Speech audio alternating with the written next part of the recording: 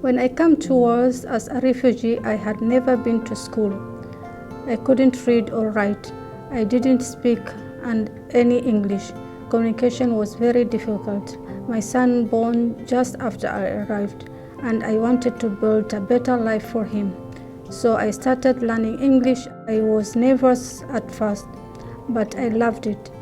I completed every level, and now I am confident speaking English and also learning words.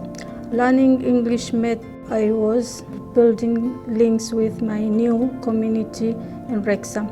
Helping others is important to me. I volunteer translating for other refugees like me when they first arrived.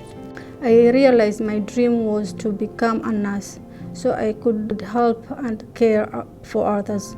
I enrolled on IT course and I passed my math and English GCSEs. I complete a level 2 diploma in skills for further study and level 3 to higher education course. This year I was expected onto a nurse degree at Bangor University. I can't wait to start. In 6 years I have gone from no education to starting a degree. I believe learning is the key to live your better life.